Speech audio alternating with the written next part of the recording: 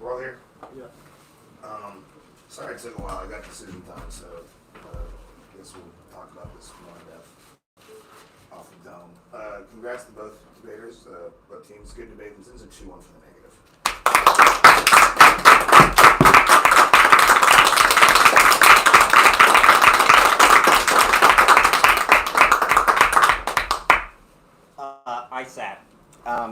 I think that warming is very big, but definitely slower, and that the disad impact is smaller.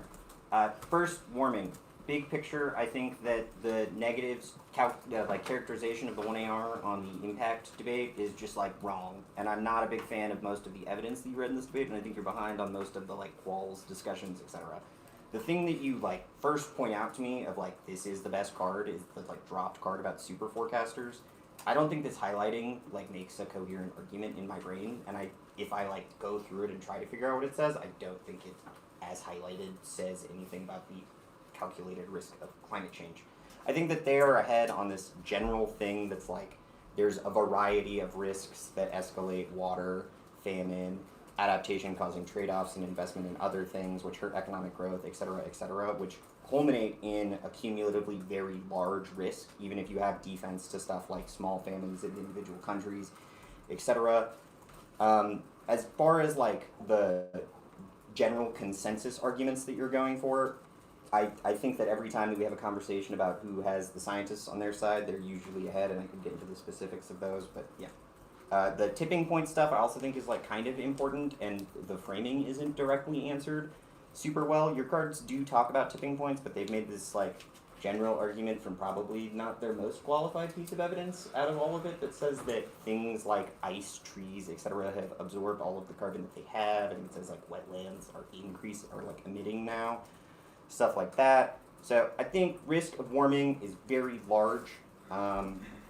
So that kind of shapes my approach to the DA. Obviously, time frame determines who turns who, but I don't know. The probability versus time frame debate, I don't have tons of strong opinions on. I have a feeling that the spot where I am going to diverge most from the other two judges is this cross application of the thing from the counter plan. I understand that this piece of evidence is only in the context of Taiwan, and probably a big deal for your Taiwan scenario, but it definitely says that LNG exports increase the energy insecurity that allies feel because adversaries can cut them off. Yes, in that context, it's about Taiwan and China, but as far as how it interacts with the other scenarios, agree the 1AR and the 2AR is not doing for me, but I don't know how those other scenarios happen from the negative.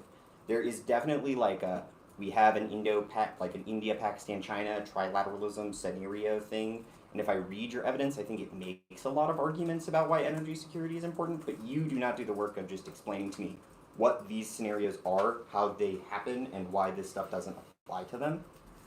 Generically, they have a piece of evidence that says those things make energy insecurity worse, and renewables would be better. I think that is a pretty big piece of impact defense to all of your scenarios broadly, and the slow argument, we are a low-level carbon tax that ramps up over time. I agree that the card that you re-highlight is a smaller number, the re-highlighting is a smaller number, but the link evidence that you actually have to this, it's up and down the value chain is what I get from the 2NR, but I don't really know what that means, and I am uncomfortable reading your evidence to try to figure out what it means for me. That's the big thing that I think is important. The links that could kind of get around this is the perception of deterrence. I do not know what it means when you say that they have conceded that LNG is symbolically important. I think that if you go for the argument that's more generally it strengthens economic bonds or something, which makes alliances seem more resilient and builds a framework for broader cooperation, that's reasonable, but I don't think that that is the argument that you've made. Those things combined, I think, lower the risk of the DA sufficiently for me to decide warming outweighs. Okay, I can go next. I think that although I do think that there is a risk of the warming scenario because of the natural carbon sinks, which I feel none of the negative evidence takes into account, I also think that a nuclear war turns the climate scenario way harder. On the disad, I think that although these impacts from the neg, like Iran, Korea, etc., are very blippy, And I think this is where I diverge a little bit. I think a lack of substantial impact defense is just a worse technical mistake in my opinion. The link debate is what gave me the most pause here because the app does have evidence that prices in a $100, $100 per ton of carbon tax, but after reading it several times, I don't think that this evidence is just good enough to overcome how carbon intensive LNG is, which I think the NEG is way ahead on, or all of the impact scenarios that the NEG has outlined. And I certainly don't feel like that it's comparable to the LNG industry because I get it just like vaguely says businesses and like I just like really don't know what to do with that. I also end up thinking that subsidies probably don't solve. I think that in order to win this argument, you have to win that renewables are not only better than gas, but can feasibly fill in such a short time frame. I think that the app is maybe right on the first point, but I don't think like any amount of spin in the world makes me believe that subsidies solve gas/war tomorrow. I think that it requires the app to win that all countries are 100% ready for that fill-in, and even though the app has this re-highlighting of this multi-lat card, the NEG has consistently kind of made the argument that subsidies don't solve places like Taiwan, and the re-highlighted card even goes on to say that like, although renewables may be good, expanding renewable energy capacity in Taiwan has been particularly challenging, and I think given the other pieces of evidence that US LNG would enhance East Asia's energy security makes it hard for me to justify it. I don't disagree with either of these things that have been said. I think that y'all are probably ahead of the global warming portion of the debate for me. I just feel like there's a necessary level of judge instruction here for me for why that sort of slow-term impact, if it does culminate in something such as a large level extinction risk, should come before sort of the risk of the nuclear war that's given here. I think that the biggest problem for me is that the 1AR or 2AR never once mentions that they don't say the word extinction in a single piece of the distant impact evidence. I think that there's this argument that's being made here in the 2AR that's in the right direction that says it's regional war. That's kind of as much as we get. We don't sort of explain why the regional warfare doesn't spell out. I think that given the sort of 2NR explanation and the way the negatives are characterized, the sort of blockade level argument and sort of how that kind of creates sort of large scale US drawing, I feel a little comfortable here on this. The rest of the impact debate is also sort of interesting for me because I also have this sort of part of the Taiwan thing, and maybe I'm reading this piece of evidence wrong, right? But I think that it indicates that the transition to renewables or energy transition, while maybe good for Taiwan, one, I'm not sure why that occurs quickly enough to occur to sort of disprove the dissent scenario, and two, I do think this piece of Conrad evidence, and maybe I just don't have it right, it seems to indicate to me that China is more incentivized to strike before Taiwan reaches that, which seems to indicate that the dissent would occur much faster than the global warming of the plan. The two portions of the link debate that I had ended up going to is first, subsidy solve. One, I'm not sure why the LNG industry would qualify for the subsidies in the first place. The way I read this evidence seems to be for renewable incentives for renewables in the first place. Also, maybe that's just sort of lack of understanding. Second, I don't think I have the subsidy solves argument in the 2AC. I do, however, have the start slow argument in the 2AC. And I think the start slow argument for me, well, I do see Bobby's point about, it doesn't answer, I don't know what value chains are. I do decide to read this piece of value chains evidence because start slow kind of prices up doesn't really have like a super explanation for me. It's like it starts slow so it doesn't immediately impact, right? So explanation of value chains for me seems to indicate that it just actually decks the industry because if they look at it early enough on and realize that it's not a profitable industry, it destroys any sort of incentive for investment in the first place and how that will happen down the line. I think that the argument that renewables fill in down the line is probably a good enough argument, but I think that also needs to sort of factor in the time frame of the disadvantage. That's all that I have written down, but more that we'll talk about, more questions, all that stuff. I will also add, I was kind of also confused with the subsidies argument because I'm pretty confident the argument is not you subsidize LNG.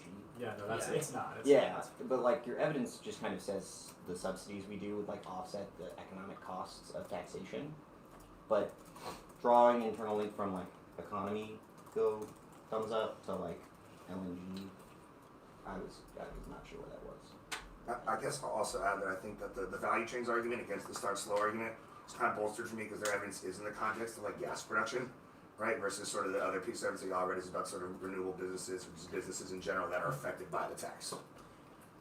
How did you all come down on the internal link? I don't quite understand why LNG is good for allied security. Let's say China wants to invade Taiwan, and they want to do so by cutting off their energy. Like that's an important part of their calculus. Yeah. And America's shipping them like a container of LNG.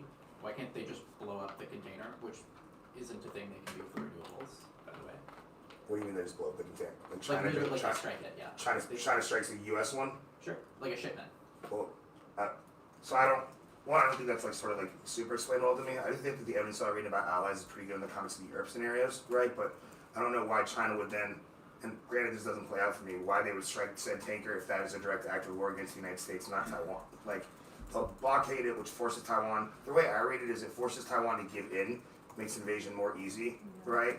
Instead of just like they block out, prevent them from being able, they can only last 3 months, therefore China would invade within those 3 months or after 3 months. Okay, so their scenario is if we are shipping gas to Taiwan, blockades don't work anymore. Why wouldn't a renewable solve that internally? I think the argument is that if LNG stops getting shipped, or the LNG doesn't get over there, right, cripples energy independence, the little LNG that probably is flowing over there, blockade happens, right? Blockade happens, China therefore decides to invade. Like, our argument is a blockade would stop LNG from going to Taiwan. I don't understand. Which I Yeah, also so thought our- this was in the truth. Our argument is not that like their card says renewables solve energy security. Yeah. That's a component of it. But the first line of their card that's like really a problem for the DA is the line that says that dependence on LNG is just as energy insecure because you could strike a carrier or not a carrier but a tanker or cut it off from Taiwan. Like, So- how did that matter? Did you read that portion of the evidence? Did it matter in the decision? I I'll didn't read that just portion say- of it, to be honest. I'll just say that, like, I don't know, like, I think that may be true for the Taiwan scenario, but, like, I still just have a sufficient, like, or a lack of sufficient evidence for, even though they are ridiculously blippi, other impact scenarios like Iran, etc., that, like, I just don't really know what to do with it. So are So it's you like- unwilling to apply the logic of that to any other country? Is it just like, why not? Well, so the same logic of just like you can disrupt the supply chain so it doesn't guarantee energy dependence. Like, why do we think that? I just don't think that you made that argument. I think that you made it in the context of Taiwan, and I principally disagree with that about the 2AR. I'll say I don't think Taiwan's the only impact scenario that I thought was sort of viable. I don't know about this Iran stuff at all. Okay. Right. Similarly, like you all both emphasized the time frame element of it, like difficult for renewables to scale up quickly. Why do we have to answer at that when the 2NR said nothing about solvency? well, Isn't I this think how that it's that's just? kind of your burden though, that you have to win, that like not only can it be good, but you have to only be able to solve too. Like sure it may be good in principle, but if it's not feasible, then like Well, no, I but don't they've know how- dropped that it's feasible because they conceded the F solves warming. I have on my flow that they say that, at least in the 2NR, that Taiwan is still very much dependent on LNG. And that Okay, so that's scaling- uniqueness. Okay.